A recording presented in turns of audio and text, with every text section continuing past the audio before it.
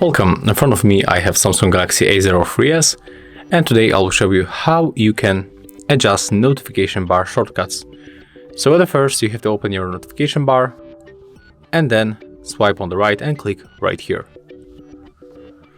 As you can see, here you got the icons. So for example, if you want to change position of the location icon, click, hold, and then drag it, for example here. If you want to add focus mode, just do the same. Click, hold, then put it here. If you want to add icons like dark mode or do not disturb mode, just do the same. Click, hold, and then drag it for this place. Click down to finish, and as you can see, that's how you can make it.